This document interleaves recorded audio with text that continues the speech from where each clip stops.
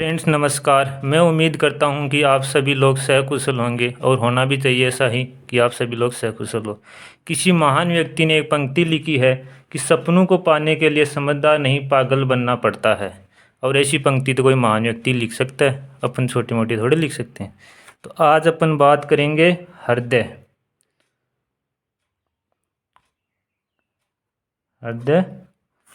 Heart topic के ऊपर संपूर्ण जानकारी। दोस्तों हार्ट का अध्ययन यानी कि हृदय का अध्ययन कार्डियोलॉजी कहलाता है। हृदय का अध्ययन कार्डियोलॉजी कहलाता है। हृदय का अध्ययन कार्डियोलॉजी कहलाता है और हृदय मांसपेशी से बनी एक संरचना होती है। हृदय मांसपेशियों से बनी एक संरचना होती है। मांसपेशियों से बनी एक संरचना होती है। दोस्तों पेन और कॉपी साथ में लेकर बैठे और नोट्स बनाते रहे। हृदय के बारे में आज हम संपूर्ण जानकारी प्राप्त करेंगे और एग्ज़ाम में आने वाले सटीक क्वेश्चनों के बारे में भी बात करेंगे। हृदय कभी भी आराम नहीं करता है। हृदय कभी भी आराम नहीं करता है। कभी भी आराम नहीं करता। जिस दिन हृदय आराम कर लिया तो व्यक्ति परलोक सिधार जाएगा। तो हृदय का सुचारू चालू रहना जरूरी है। आगे बात करते हैं पुरुष के हृदय का वजन कितना होता है और महिला के हृदय का वजन कितना होता है। तो पुरुष के हृदय का वजन 300 ग्राम होता है और महिला के हृदय का वजन 250 ग्राम होता है। कई बार डायरेक्ट क्वेश्चन पूछ लिया जाता है एग्जाम में कि महिला के हृदय का वजन कितना होता है, 250 ग्राम, पुरुष का 300 ग्राम। और दोस्तों एक स्वस्थ मनुष्य का हृदय एक स्वस्थ मनुष्य का हृदय 72 बार प्रति मिनट धड़कता है। प्रति मिनट धड़कता है। और एक नवजात शिशु का हृदय नवजात शिशु का हृदय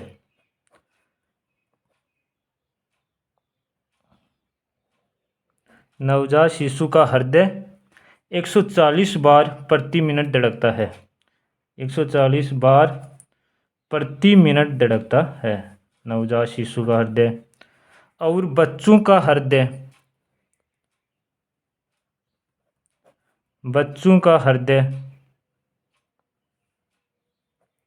100 बार प्रति मिनट धड़कता है। 100 बार प्रति मिनट धड़कता है। और बुजुर्ग व्यक्तियों का हृदय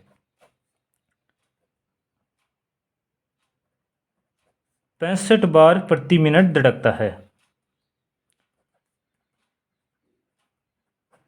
स्वस्थ मनुष्य का 72 बार प्रति मिनट धड़कता है, नवजात शिशु का 140 बार, बच्चों का 100 बार और बुजुर्गों का हृदय 65 बार प्रति मिनट धड़कता है।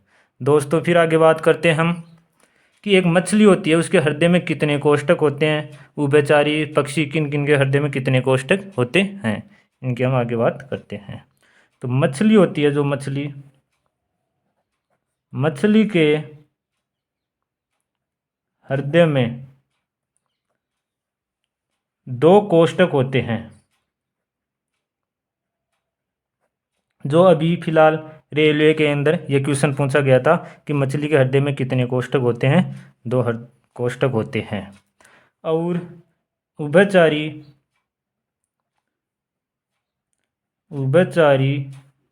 व सरीसृप के हृदय में 3 कोष्ठक होते हैं। फिर आगे बात करते हैं दोस्तों। और दोस्तों मगरमच्छ, स्तनधारी बोले तो स्तनी,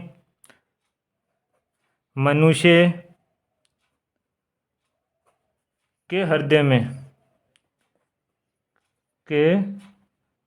में 4 कोष्ठक होते हैं।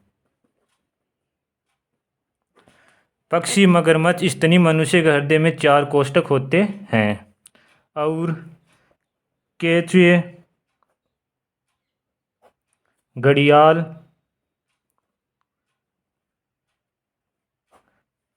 के हृदय में 4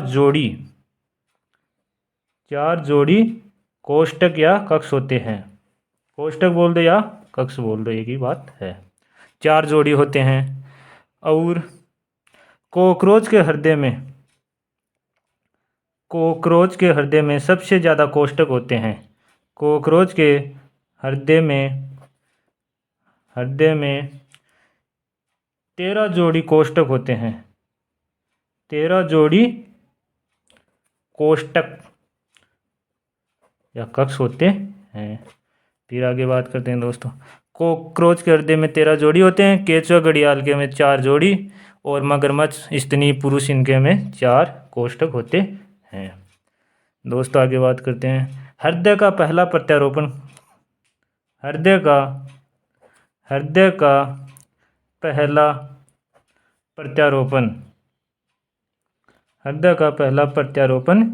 किन्होंने किया? तो हृदय का पहला प्रत्यारोपण डॉक्टर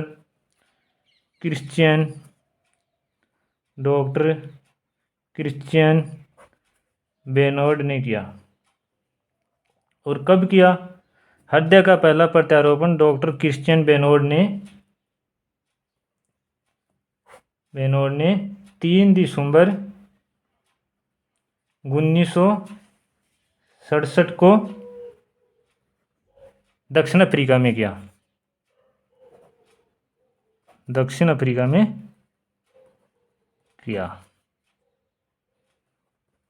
हृदय का पहला प्रत्यारोपण डॉक्टर क्रिश्चियन बेनोर्ड ने 3 दिसंबर 1967 को दक्षिण अफ्रीका में किया। और भारत में हृदय का पहला प्रत्यारोपण किन्होंने किया? भारत में हृदय का पहला प्रत्यारोपण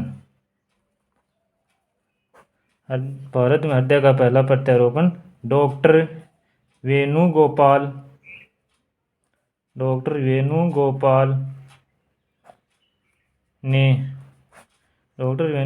ने 3 अगस्त 1994 में किया।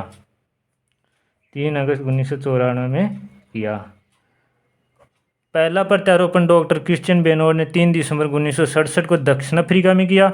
और भारत में किया था वेणुगोपाल ने 3 अगस्त 1994 में। फिर दोस्तों आगे बात करते हैं। दोस्तों पेन और कॉपी साथ लेकर बैठे और नोट्स बनाते रहे, और चैनल को सब्सक्राइब भी करते रहे, लाइक भी करते रहे, जिससे आपको नोटिफिकेशन प्राप्त होता रहे। आगे हम बात करते हैं मनुष्य का हृदय। मनुष्य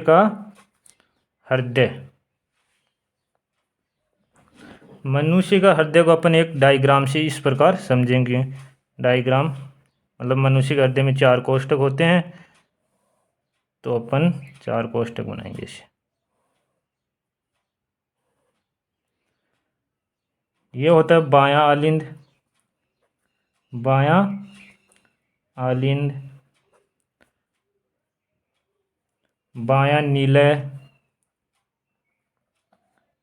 नीलय, और इस तरफ होता है दायां आलिंद और दायां नीलय।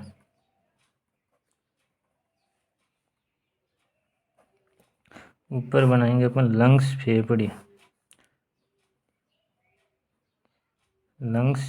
फेफड़े जो हमारे रक्त का शुद्धिकरण करते हैं। और ये नीचे बॉडी। बायां आलिंद और बायां नीला की तरफ इधर 2 द्विलन कपाट होते हैं। और इधर दाएं की तरफ 3 द्विलन कपाट होते हैं। तो हमारा जो शरीर में रक्त है वो फेफड़ों से निकल के द्विलन कपाट से होता हुआ बाहर आके बॉडी, और बॉडी से कुछ इस प्रकार प्रक्रिया होती है।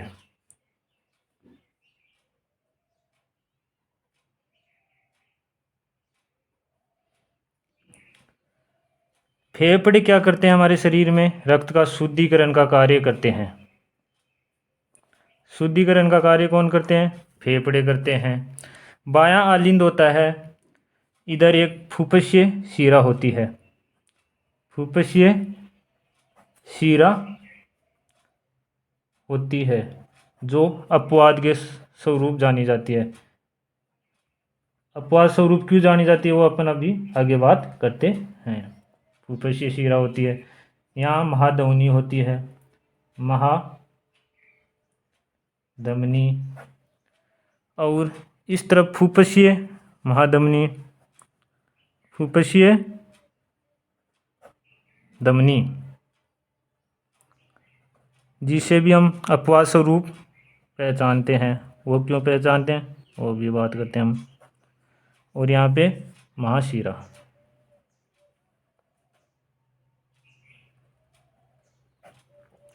दोस्तों फेफड़ों यानी कि बाएं आलिंद की तरह O2 इन होता है और दाईं तरफ CO2 आउट होता है। यानी कि फेफड़े ऑक्सीजन को इन और CO2 को आउट करने का कार्य करते हैं। ये दो कपाट होते हैं जिन्हें हम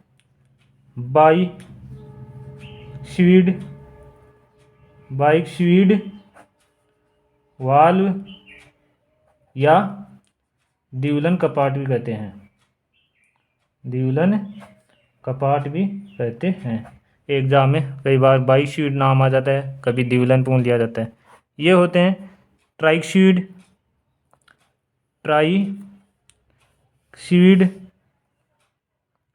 वाल्व या त्रिविलन कपाट। त्रिविलन कपाट होते हैं। और दोस्तों तो बॉडी होती है हमारा, यहाँ पे ऑक्सीकृत अशुद्ध रक्त होता है। ऑक्सीकृत अशुद्ध रक्त होता है। ऑक्सीकृत अशुद्ध रक्त होता है। तो फेफड़े हमारे रक्त में शुद्धिकरण का कार्य करते हैं। रक्त का जो रक्त की क्रिया इस प्रकार होती है कि फेफड़ों से होती हुई फुफ्फुसीय शिरा मतलब होते बाइक्विड वाल्व होते हुए बॉडी में पहुंचती है। बॉडी से ऑक्सीकृत अशुद्ध रक्त इस प्रकार क्रिया करता है कि ट्राइक्विड वाल्व के माध्यम से जाते हुए वापस फेफड़ों तक पहुंचता है। और दोस्तों यहाँ पे एक एवी नोड ऐसे नोड होता है। ऐसे नोड होता है। और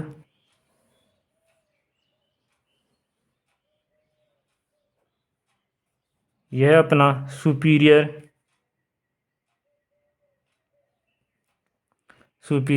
वेन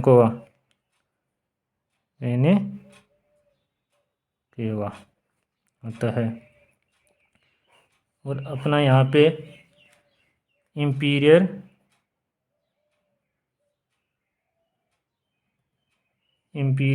वेन केवा होता है। तो दोस्तों हमारे हृदय का कुछ इस प्रकार आकार होता है। इसमें 4 कोष्ठक होते हैं, बायां नीलय, दायां नीलय। तो एग्जाम में कई बार ऐसे पूछ लिया जाता है कि फुफ्फुसीय शिरा किस काम में आती है, तो वो रक्त के शुद्धिकरण को प्रभावित करने के काम में आता है। तो ये अपवाद के स्वरूप होता है। इसको जैसे अपन आगे समझते हैं। दोस्तों देखो आगे बात करते हैं कि दोस्तों रक्त वाहिनियाँ 3 प्रकार की होती हैं। रक्त वाहिनियाँ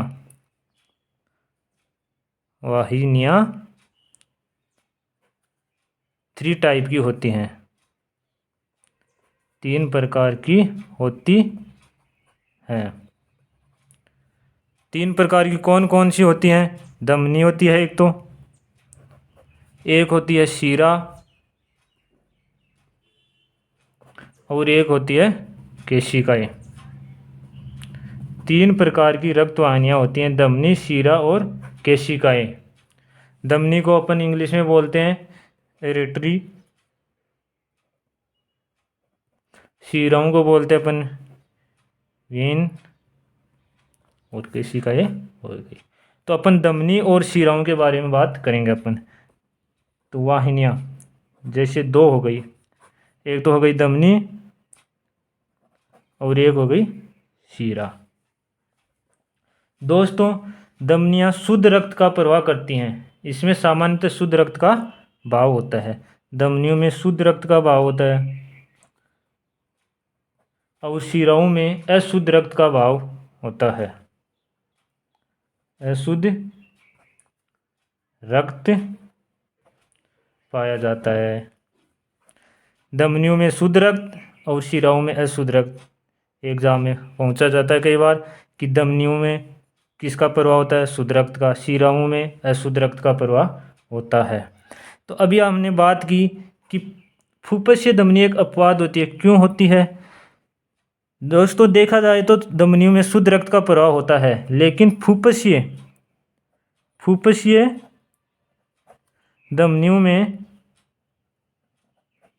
धमनी में अशुद्ध रक्त का प्रवाह होता है।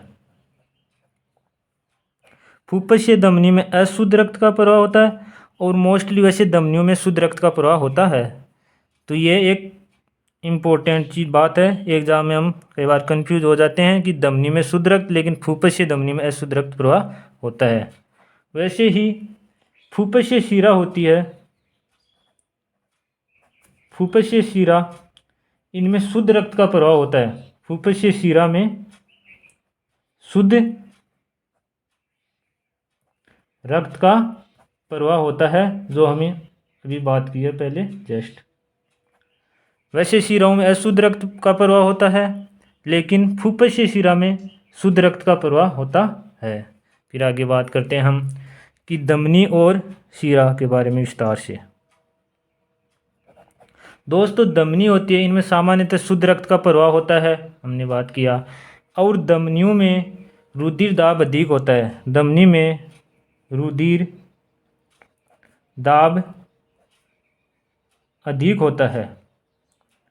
रुधिर दाब अधिक होता है और इसका कार्य होता है, धमनियों का जो कार्य होता है वह हृदय में शरीर के विभिन्न भागों तक शुद्ध रक्त को पहुंचाना। धमनियों का कार्य होता है वो शरीर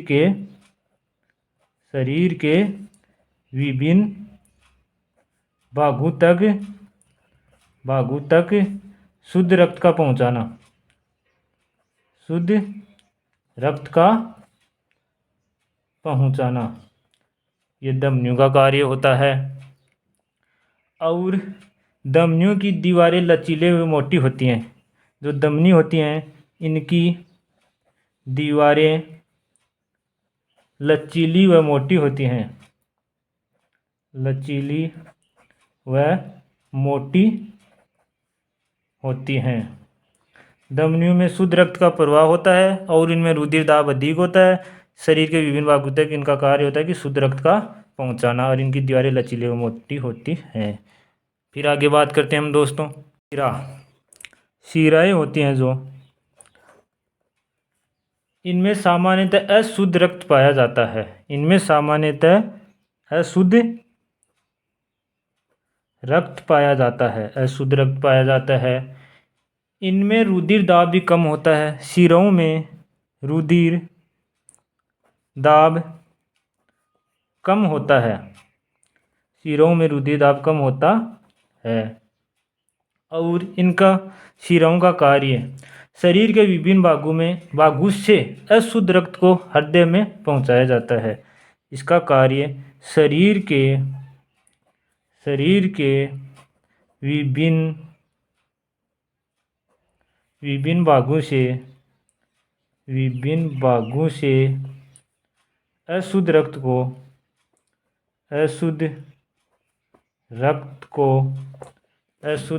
को हृदय में पहुंचाया जाता है। शिराओं के माध्यम से पहुंचाया जाता है। दोस्तों शिराओं के माध्यम से अशुद्ध रक्त हृदय में पहुंचता है। और हमारे शरीर में ग्लूकोज व इंजेक्शन को शिरा के माध्यम से ही चढ़ाया जाता है। ग्लूकोज व इंजेक्शन